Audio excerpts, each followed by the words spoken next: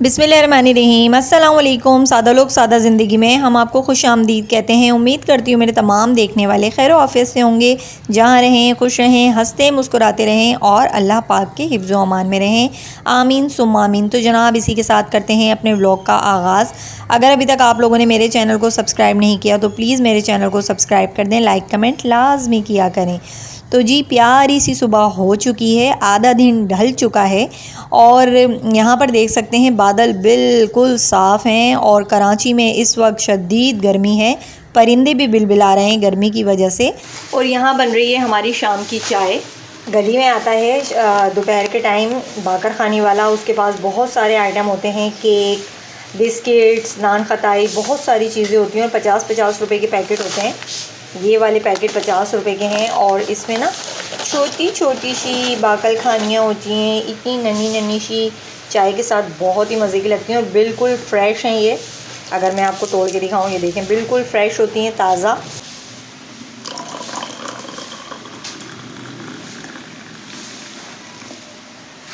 तो जी ये आ गई है हमारी चाय और चाय के साथ एंजॉय करेंगे हम बाकर खानी। अच्छा जी, यहाँ मेरे पास ये काफ़ी सारी बलाई जमा हो चुकी है और अब हम निकालेंगे इसका घी, देसी घी। मैंने इससे पहले कभी घी नहीं निकाला, ना ही कभी मैंने देसी घी खाया है अब तक की लाइफ में। जो है ना, ये फ़र्स्ट टाइम मैं अपने हाथ से देसी घी निकालूंगी। कभी अम्मा ने बचपन में खिलाया हो तो शायद ही खाया हो, लेकिन मैंने जब से होश संभाला है ना, जब से मैंने देसी घी अभी तक नहीं यूज़ किया। और आज हम निकालने वाले हैं फ़र्स्ट टाइम बलाई से देसी घी। और ये है रॉ मिल्क, यानी कि कच्चा दूध है ये। और रॉ मिल्क से हम लेंगे 2 चम्मच दूध। ये 2 चम्मच दूध मैंने क्यों लिया है मैं अभी बताती हूँ आपको। तो जी मैंने सारी बलाई जो है वो इसमें डाल दी है। फ़र्स्ट टाइम घी बना रही हूँ, तो देखते हैं जी कहाँ तक कामयाबी होती है। तो जी घी बनाने में मेरी रहनुमाई की है हमारी प्यारी सी सिस्टर माही सयाल ने। उनको मैंने मैसेज किया था और पूछा कि भाई आप जो हल्दी डालती हो उसका कलर बहुत खूबसूरत आता है, तो वो हल्दी कब डालनी है, तो उन्होंने मुझे बता दिया था कि कब डालनी है, तो उसी तरीके से मैं बना रही हूँ। तो जी अब हम इसमें डालेंगे थोड़ी सी हल्दी।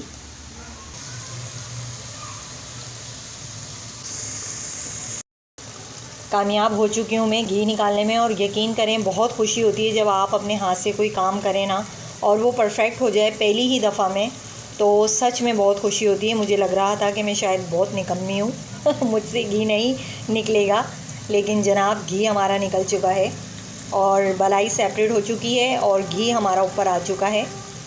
हमारे यहाँ जो दूध आता है वो अनाइज़ा के लिए आता है 1 किलो, उसी में से हम चाय के लिए भी यूज़ करते हैं। तो दूध ज़्यादा नहीं आता, तो बलाई भी ज़्यादा जमा नहीं हुई। अब ज़्यादा जमा करूँगी तो ज़्यादा घी निकलेगा। तो जी अल्हम्दुलिल्लाह हमारा घी बनके तैयार हो चुका है। अब हम इसको छान लेंगे अच्छे से। मेरे पास जितनी बलाई थी मैंने सबका बना लिया, तो अभी फ़िलहाल ये निकला है।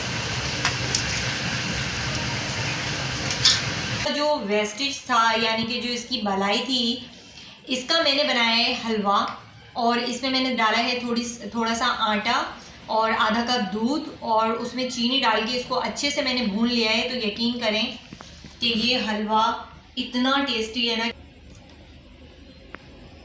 बहुत ही मज़े का टेस्ट है। और मैंने अज़ल्फ़ा को भी खिलाया है। अज़ल्फ़ा के कमेंट क्या थे? अज़ल्फ़ा बताओ ज़रा। जी बहुत टेस्टी है, बहुत ज़्यादा मज़े का है, बहुत ही अच्छा है। और ये इसको भी ना फेंकें आप, और ये भी बहुत ही फ़ायदेमंद है क्योंकि इससे देसी घी निकला है और ये जला हुआ बिल्कुल भी नहीं है, बहुत ही मज़े का बना है।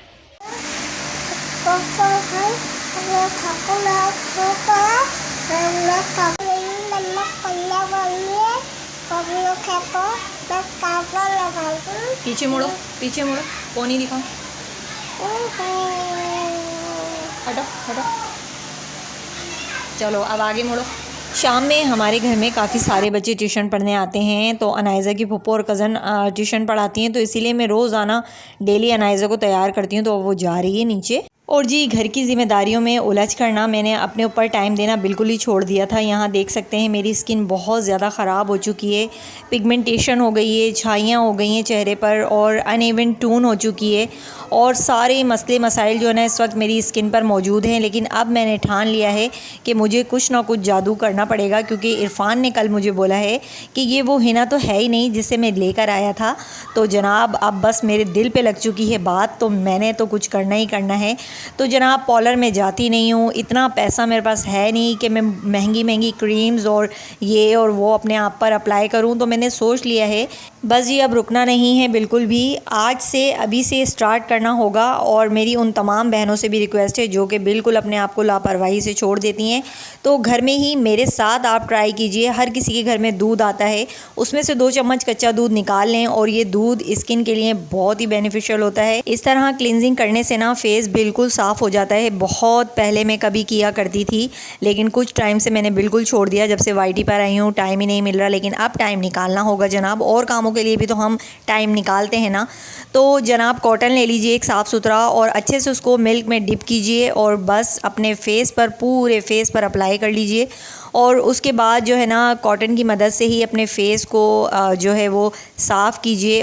मेरी स्किन जो है वो बहुत ज़्यादा ड्राई है, तो मैं कोशिश करती हूँ कि जिसमें मॉइस्चर हो वो वाली प्रोडक्ट यूज़ करूँ।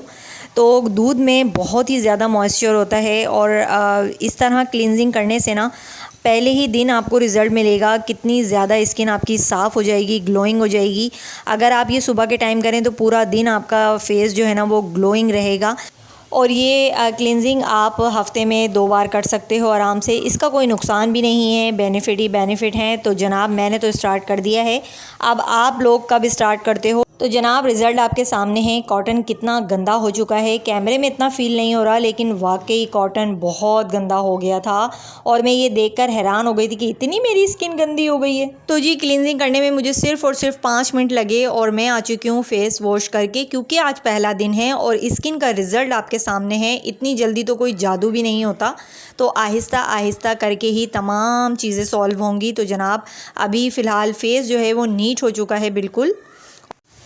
कभी कभी ना कड़ी पत्ता बहुत नायाब हो जाता है। लेकर आई थी ये गड्डी एक पूरी, तो अभी मैंने इसको धो के अच्छे से सुखा दिया है। जब ये सूख जाएगा तो फिर मैं इसको रख लूँगी, क्योंकि अक्सर करके बघार में डालने के काम आता है और जब नहीं मिलता ना तो फिर बहुत परेशानी होती है। लाइट हमारी जा चुकी थी, तो मैंने इरफान से कहा कि चलो बाहर चलते हैं, आप शेक वगैरह पी लेना, क्योंकि खाना तो आपसे खाया नहीं जा रहा, थोड़ी सी तवानाई आ जाएगी। तो ये हमारी तरफ है अम्बाला, बहुत ही ज़्यादा मशहूर फूड स्ट्रीट है और ये पूरी रात इसी तरह रोशन रहती है, लोगों की आमदोरफ्त रहती है, बहुत ही ज़्यादा रश रहता है यहाँ पर। तो यहाँ मेरी वीडियो बना रही थी अनाइज़ा, तो इरफान से मैंने कहा कि कौन सा शेक पियोगे, तो इरफान ने कहा मेरे लिए ठंडा मीठा दूध ले लो आप। तो जी कुछ दूर आगे चले तो फ्रूट वाले नज़र आ गए थे और क्या सीज़न के फ्रूट रखे हुए थे उनके पास, बहुत ही मज़ेदार लग रहे थे। तो यहाँ से मैंने ले लिए थे और आगे गए तो हमारी ही रोड पर ये सोडा शॉप बनी हुई है। इनके फ्लेवर बहुत ही ज़्यादा मज़ेदार होते हैं लिम्का के, और यहाँ की आइसक्रीम भी बहुत अच्छी है। अनाइज़ा जब भी यहाँ से गुज़रती है ना अपने बाबा के साथ, तो वो यहाँ से आइसक्रीम ज़रूर लेती है। तो मैंने ऑर्डर दे दिया था और यहाँ का जो है ना लिम्का का हर फ्लेवर बहुत ही टेस्टी है।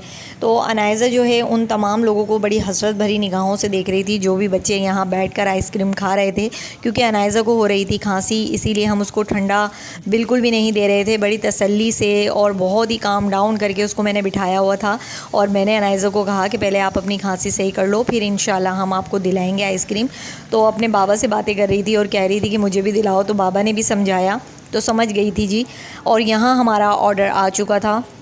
आज मैंने खाना नहीं बनाया था, तो बाज़ार से ही सोचा था कि कुछ ना कुछ ले लेंगे। तो यहाँ पर आ चुके थे और ये शवरमा की जो शॉप है ये भी हमारे ही रोड पर है और बहुत ही मज़ेदार जूसी शवरमा होता है और मुझे तो बहुत ही पसंद है शवरमा। कमेंट में लाजमी बताइएगा किस किस को पसंद है शवरमा। इरफान ने खाना नहीं था, तो मैंने सिर्फ अज़ल्फ़ा के लिए और अपने लिए थे 2 शवरमे। और यहाँ मैं आ चुकी हूँ घर पर और आपको दिखाते हैं जनाब क्या क्या लिया है हमने। तो जी यहाँ मैंने लिए थे सेब, गोल्डन सेब, बहुत ही अच्छे आए हुए थे, रिजनेबल प्राइस में मिल गए थे। तो यहाँ पर ले लिया था मैंने लिम्का, ज़ल्फ़ा ने अपना लिम्का उठा लिया था। कहने लगी मम्मा गर्म हो जाएगा आपकी वीडियो के चक्कर में। तो मैंने कहा चलो ठीक है तुम ले जाओ। और यहाँ ये रहे शवर में हमारे 11 बज चुके थे हमें आते आते, और 11 बजे ही हमारी लाइट आती है। अनायज़ा का दूध ख़त्म हो गया था, दूध ले लिया था। और ये है इरफान का ठंडा मीठा दूध, और ये दूध भी बहुत ही मज़ेदार होता है, गाढ़ा गाढ़ा दूध होता है, अच्छा लगता है, पीने में भी मज़ा आता है। और जनाब यहाँ अज़ल्फ़ा को बहुत भूख लग रही थी, तो अज़ल्फ़ा से सब्र नहीं हो रहा था, तो मैंने कहा चलो ठीक है तुम खा लो जल्दी से, क्योंकि 11 बज चुके थे।